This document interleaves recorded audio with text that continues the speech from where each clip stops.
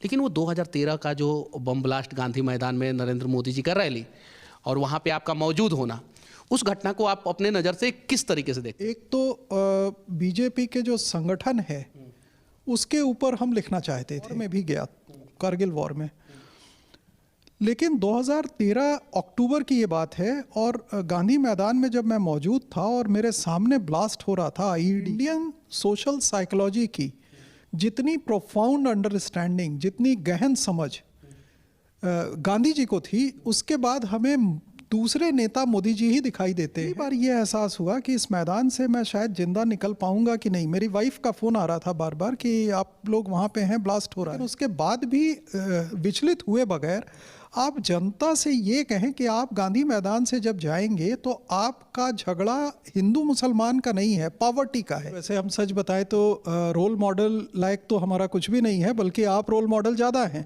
क्योंकि अभी मैं देख रहा था कि आप मेरे घर में आए तो हमारे यहाँ सब लोग आपको जानते हैं।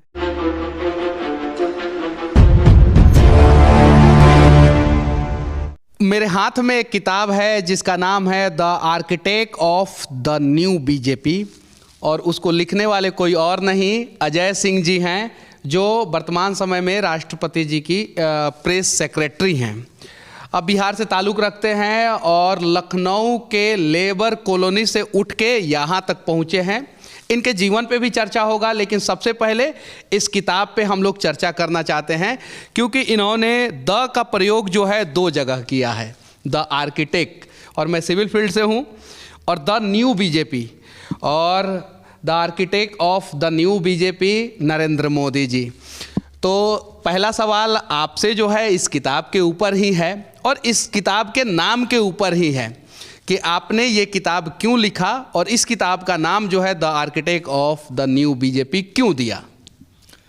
दरअसल आपको सच बताएं तो कई टाइटल्स पे हम लोग सोच रहे थे। वो ये था कि टाइटल क्या रखा जाए, तो ये टाइटल हमें सबसे ज़्यादा अट्रैक्टिव लगा। उसकी वजह ये थी कि एक तो बीजेपी के जो संगठन है उसके ऊपर हम लिखना चाहते थे, और संगठन में कोई आदमी, नॉर्मली लोग ये समझते हैं पॉलिटिकल पार्टीज़ के बारे में कि ये अपने आप बन जाता है, एक कोई नेता आता है जो कि संगठन उसके साथ साथ बन जाता है, जबकि ये हकीकत नहीं है। हकीकत कुछ और है। हकीकत ये है कि ये पूरा एक साइंस है, और जैसे आपका बिल्डिंग का आर्किटेक्चर होता है वैसे ही पार्टी का आर्किटेक्चर होता है।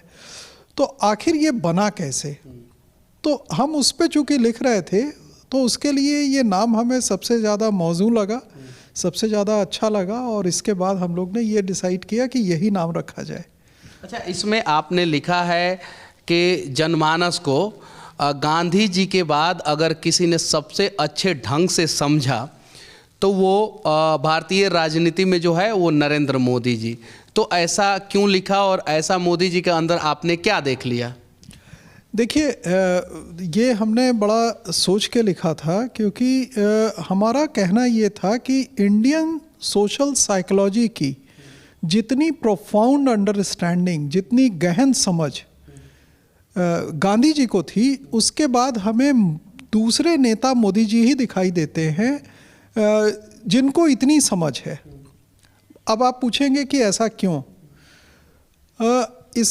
उसकी वजह ये है कि गांधी जी एक ऐसे नेता थे जो कि अगर कोई सत्याग्रह के लिए बोलते थे तो लोग जाते थे, मार खा के फिर चले आते थे, और गांधी जी के लिए उनका ट्रस्ट उतना ही रहता था। मतलब कष्ट झेलने के बाद भी लोग जो है गांधी के निर्णय के साथ खड़े रहते थे और वो उनको इस बात में बड़ा अच्छा लगता था।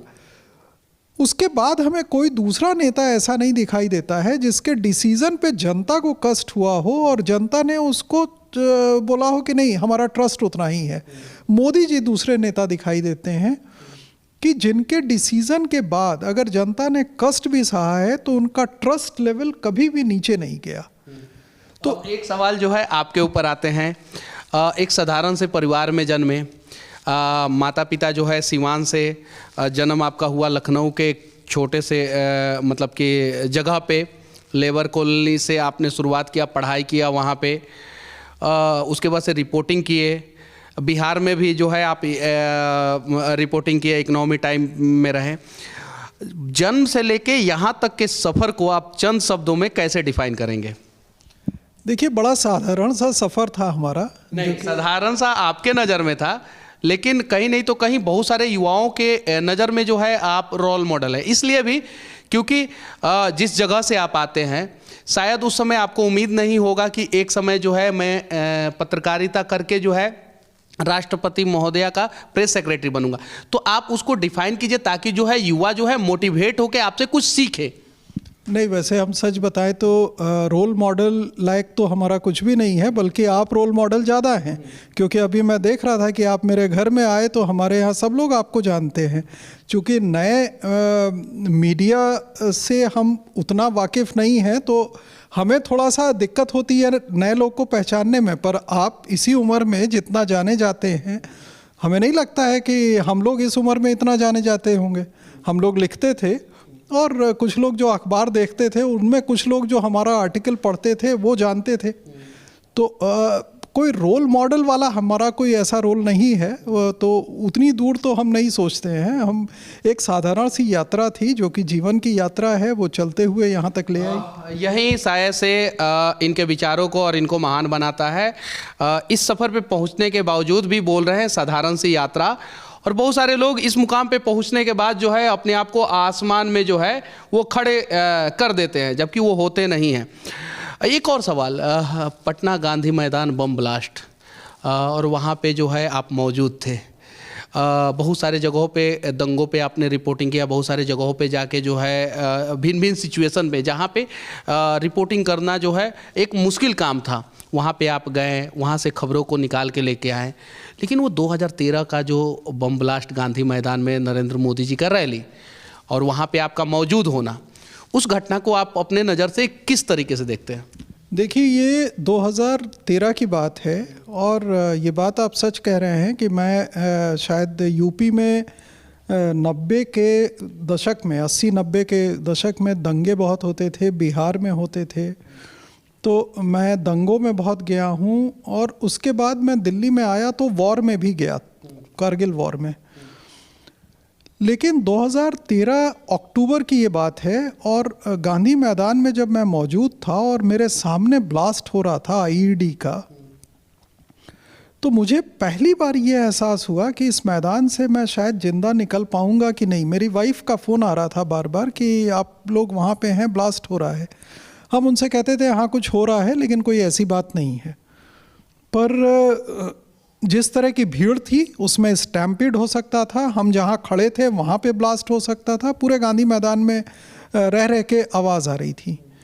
वहाँ जब हमने देखा और जिस तरह से रैली हुई और जिस तरह से प्राइम मिनिस्टर, अभी उस समय तो वो मुख्यमंत्री थे, उन्होंने जिस तरह से बोला वो अद्भुत था।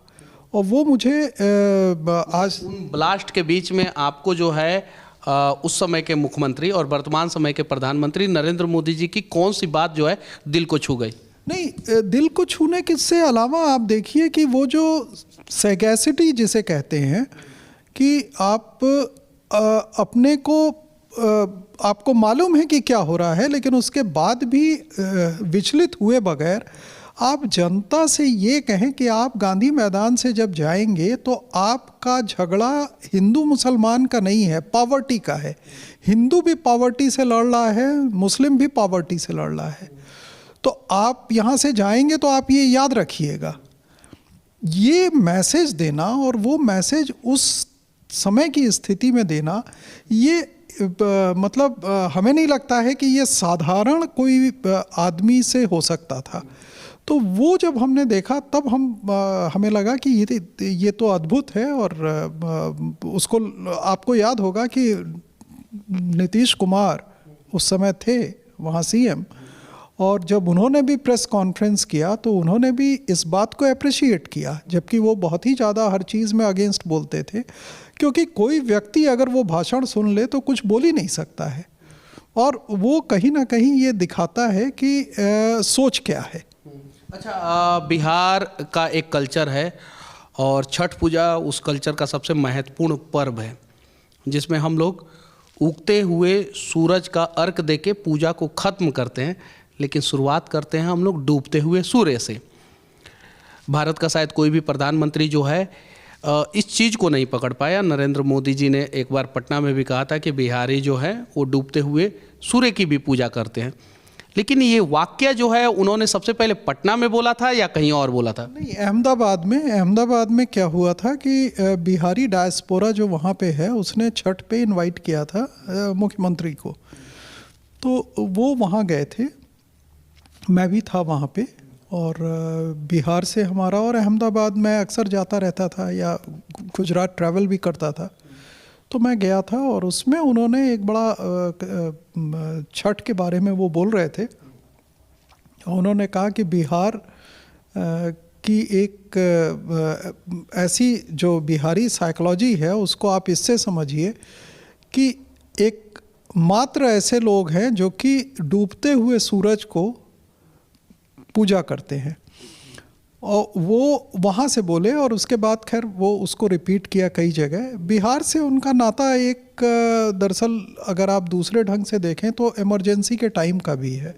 इमरजेंसी जो हुआ था उसके पीछे अगर आप देखें तो गुजरात का स्टूडेंट मूवमेंट वो बहुत इम्पोर्टेंट था, और स्टूडेंट मूवमेंट के बाद जेपी का प्रयास, जेपी का आना, जेपी में जेपी के साथ गुजरात के लोगों का जुड़ना, तो गुजरात और बिहार ये दो ही सेंटर थे जो कि इंदिरा गांधी के अगेंस्ट उस समय कर रहे थे। अच्छा, इस बुक को लिखने में कितना समय लगा आपको? बहुत टाइम लगा, और दरअसल 2017 में शुरू किया था, 4.5 साल में ये बुक खत्म। अंग्रेजी में लिखे हैं या हिंदी में भी? नहीं, हिंदी में आ रही है, हिंदी में ये किताब आ रही है, और भी रीजनल लैंग्वेज में आ रही है। और अच्छी बात ये है कि लोगों को अच्छी लग रही है। इसकी वजह ये है कि ये कोई उस तरह की बुक नहीं है जिसको एकेडमिक्स में आप कहें, एकेडमिक जार्गन के बजाय एनेक्डोटल है। यानी हमने जो रिपोर्टिंग में किस्से लिए या हमने लोगों से बात किए, तो हमने कहा, मतलब वो किस्सों के जरिए ये बताया है कि बीजेपी में ट्रांसफॉर्मेशन क्या हुआ और मोदी जी के कन्वेंशनल और अनकन्वेंशनल मेथड्स क्या हैं पार्टी एक्सपेंशन के। अच्छा, ये बुक जो है अभी किसी को अगर लेना हो तो वो कहाँ से ले सकता है? अमेज़ॉन में अवेलेबल है, अमेज़ॉन से ले सकते हैं, और बाकी जो बुक स्टॉल्स हैं वहाँ। मैं तो आपसे लूँगा। आप तो बिल्कुल ले लें, आप तो मेरे घर में हैं, तो आप बिल्कुल लीजिए। अमेज़ॉन पे ये बुक जो है अवेलेबल है, आप वहाँ से ले सकते हैं। और एक सफल राजनेता जो मुख्यमंत्री रहे, बाद में प्रधानमंत्री रहे, उनकी कहानी जो है आप पढ़ सकते हैं, देख सकते हैं। बाकी जो है हम दोनों का ये प्रयास, ये बात आप लोगों को कैसा लगा कमेंट करके ज़रूर बताना। लेकिन जाते जाते आखिरी में मैं इनसे एक सवाल ज़रूर पूछूंगा, वो मैं हर किसी से पूछता हूँ, चाहे बिहार में रहूँ, बिहार से बाहर रहूँ। बिहार का विकास को आप वर्तमान समय में किस नज़रिए से देखते हैं? बिहार में विकास है, लेकिन शायद जो पेस होना चाहिए वो नहीं है, और कभी कभी दुख होता है कि जो बाकी स्टेट्स हैं उनको जब आप देखिए, हम ट्रैवल करते हैं और पहले भी करते थे, अब तो जाते ही हैं, तो बाकी स्टेट्स देखिए तो लगता है कि वो ज़्यादा अच्छी तरह से आगे निकलते हैं। बिहार में विकास देख के ठीक है, लेकिन अक्सर थोड़ा सा लगता है कि शायद और तेज हो सकता था, और हम सभी को प्रयास करना होगा। और जिस दिन हम सभी ने प्रयास किया तो और सभी राज्यों के तुलना में हम लोग भी खड़े हो जाएंगे। बाकी हम दोनों की ये बातें आप लोगों को कैसी लगी कमेंट करके ज़रूर बताना। जय हिंद।